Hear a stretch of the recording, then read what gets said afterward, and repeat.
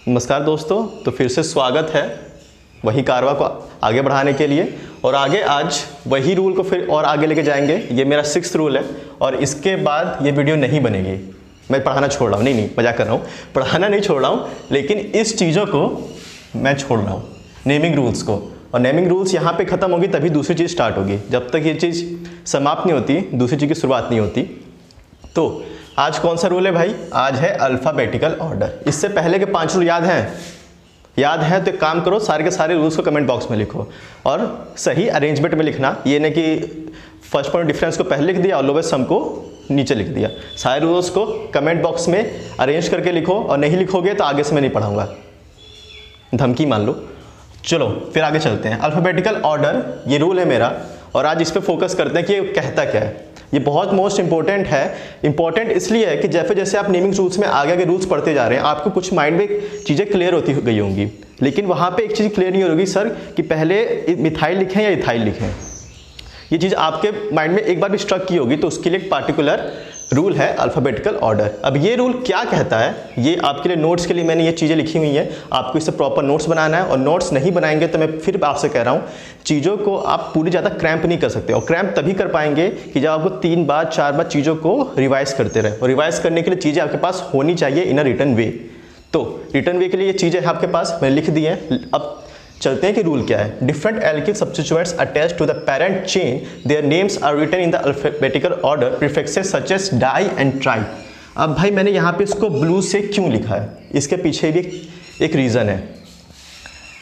जो आपके सब्स्टिट्यूएंट्स होंगे जो कि अटैच्ड हैं पेरेंट कार्बन चेन से, वो तो आपके ऐसे ही रहेंगे, लेकिन जो डाई और ट्राई है इसमें आपका अल्फाबेटिकल ऑर्डर का रूल काम नहीं करता। अब किस लिए काम नहीं करता ये बताइए? पहले डी आता है या टी आता है? सबको पता है डी आता है। लेकिन अगर 2 आपके मिथाइल्स हैं या 2 इथाइल्स हैं तो उसमें से आप ये नहीं कहेंगे कि मैं पहले मेरे पास 3 मिथाइल है तो मैं ट्राई मिथाइल लिख दूं, या मेरे पास 2 मिथाइल है तो मैं 2 मिथाइल लिख दूं। आप ऐसा नहीं करेंगे।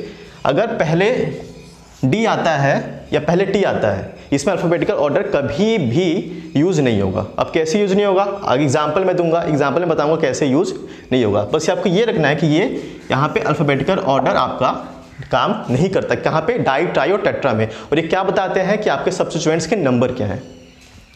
अब चलो एग्जाम्पल लेते हैं, एग्जाम्पल में समझते हैं कि अल्फ़ाबेटिकल ऑर्डर काम कैसे करता है। तो मैंने यहाँ पे आपको एक एग्जाम्पल लिया है ऑर्गेनिक कंपाउंड का और इसकी नेमिंग करते हैं और समझते हैं कि अल्फ़ाबेटिकल ऑर्डर एक्चुअली में काम कैसे करता है। ठीक है, तो यहाँ पे फर्स्ट, सेकंड, थर्ड, 4, 5 5 कार्बन है। 5 कार्बन मतलब क्या? पेंट होगा। और एक भी डबल बॉन्ड नहीं है तो क्या? एन होगा, यानी पेंटेन तो है ये। लेकिन सेकंड पोजीशन पे मेरे साथ क्या जुड़ा हुआ है? मिथाइल जुड़ा हुआ है। और थर्ड पोजीशन पे क्या है? मेरा इथाइल है।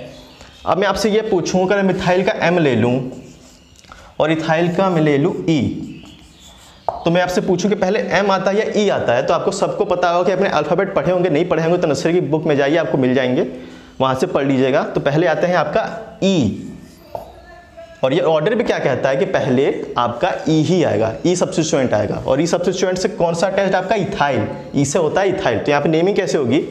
ऐसे होगी। 3 हाइफन देंगे, इथाइल का E क्या रहेगा? कैपिटल रहेगा। अब फिर क्या देंगे? फिर हाइफन देंगे। और उसके बाद क्या था? मेरा सेकंड पोजीशन पे क्या था? मिथाइल था। फिर हाइफन देंगे और हाइफन के बाद क्या था? मेरे कितने कार्बन थे?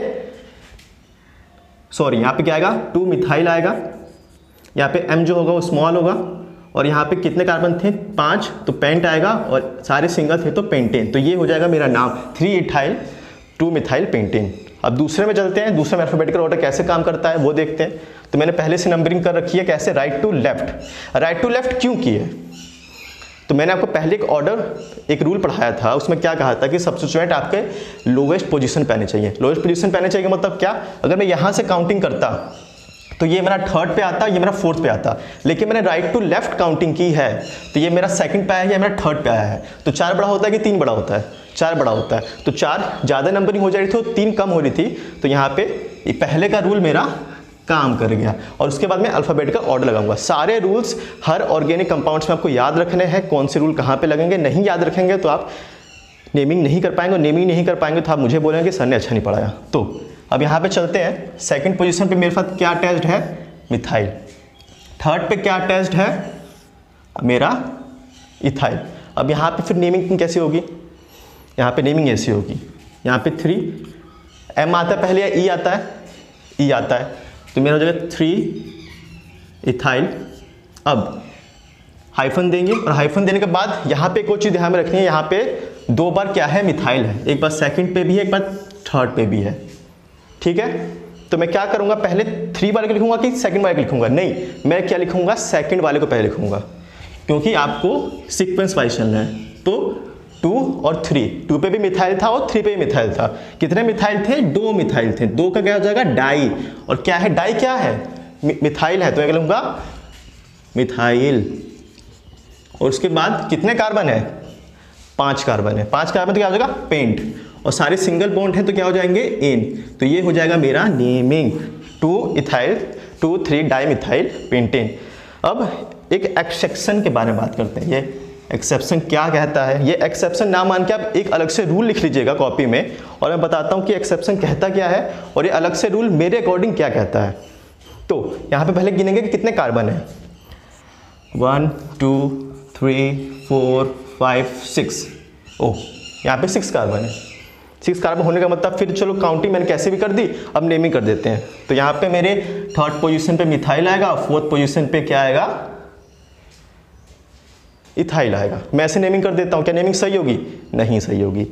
अगर आपके ये चीज़ें यहाँ पे, अगर मैं यहाँ से काउंटिंग करूँ 1 2 3 4 5 6, तो यहाँ पे चीज़ें तो यहाँ से भी सही हो जाएंगी। यहाँ पे भी आपके 3 और 4 पोजीशन पे चीज़ें आएंगी। तो यहाँ पे मैं एक आपको रूल बताता हूँ, वो हमेशा लगता है। हम हमेशा प्रेफरेंस किसको देते हैं? इथाइल को देते हैं।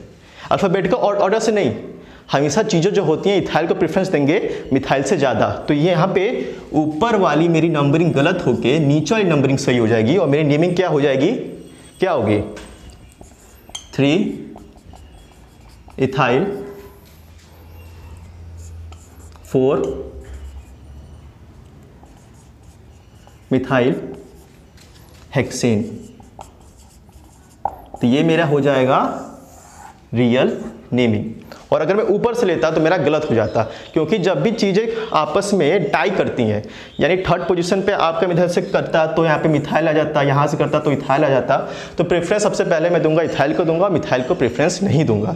ये भी चीज़ें आपको ध्यान में रखनी है। अगर यहाँ पे कार्बन के नंबर क्या 6 हो, और 6 ही क्यों होते हैं? क्योंकि मैं थर्ड पोजीशन पे दोनों चीज़ें, अगर मैं नीचे से करूँ या ऊपर से करूँ तो दोनों एक बार आ जाएंगी। तो ये चीज़ें आपको क्लियर हो गई होंगी।